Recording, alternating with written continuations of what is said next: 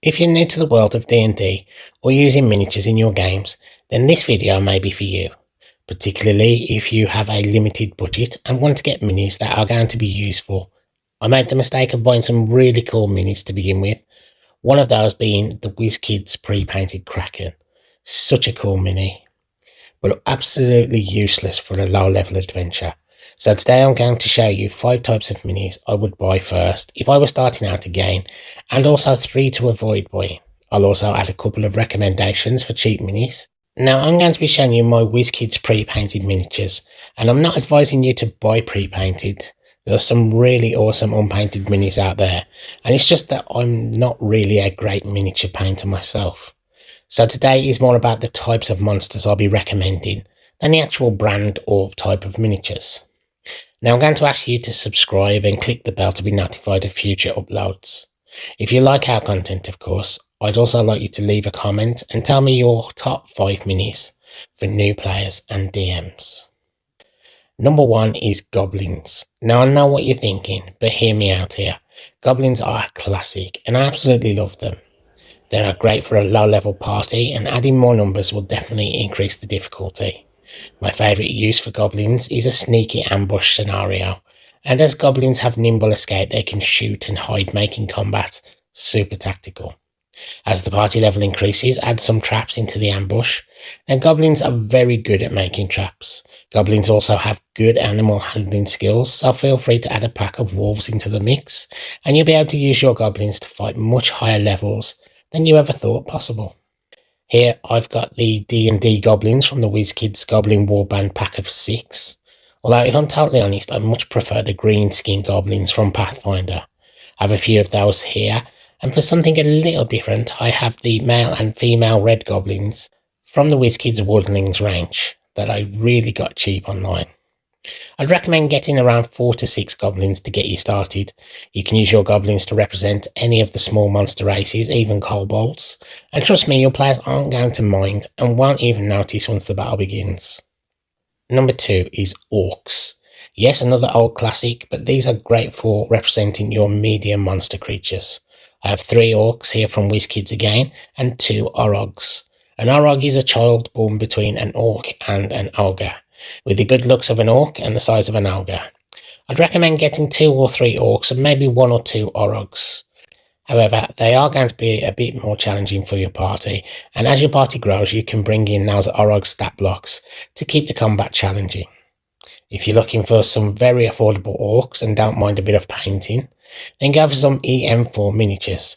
You can pick up 48 Orcs with 3 different sculpts for under £20. These are slightly smaller than most Orcs, but can easily be used for goblins too, which is a bonus. Number 3 is spiders. Now I was considering using giant rats or swarms of rats here, but honestly I do think spiders have more of an impact both visually and in the game. I see spiders as a much more versatile creature to use. Like rats, you can encounter them in dungeons, forests, towns and buildings, but a group of giant spiders crawling on the rooftops of a small town is quite frankly more terrifying. I have here again a selection of WizKids pre-painted minis. I've got 3 giant wolf spiders and 1 Chaldrith. A Chaldrith is a 4th level spellcasting cleric. I definitely recommend getting around 3 to 5 spider minis to get you off to a great start. You could even add a spider to the bottom of one of those goblin pit traps when they ambush the party. My number 4 choice is the Undead.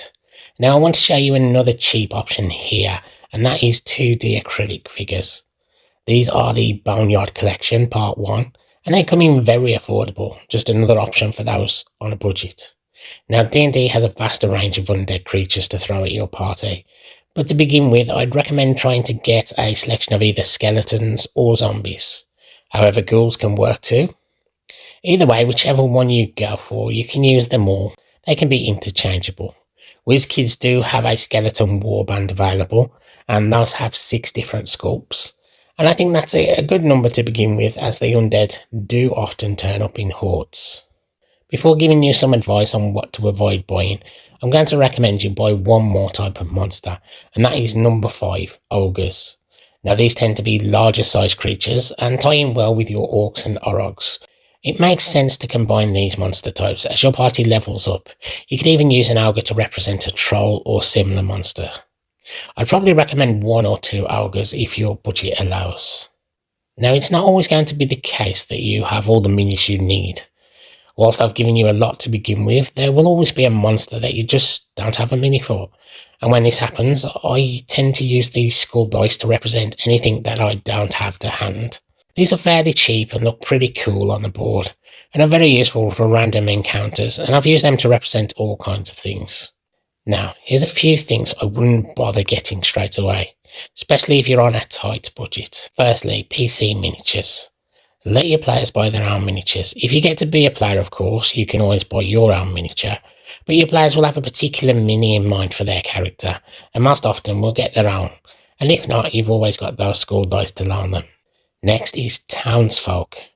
And the reason I say this is that social encounters are easily done via theatre of the mind, and unless they're going to be fighting this NPC or townsfolk, then there's really no need to have a mini for it. Finally is dragons. Now, I'm not just saying dragons, I'm talking huge minis such as krakens, like the one I bought, and I'm now patiently waiting for the day my players are high enough level to fight it. It's easy to be wowed by those huge, impressive, jaw-dropping minis, but the truth is they're going to be mostly ornamental and great room decor, at least to begin with. I'd say if you can't resist going for a larger mini, then try something like a troll or a giant, but just buy one to start with and use it to represent all of the other trolls and giants. Happy hunting out there, guys, and I will see you next time.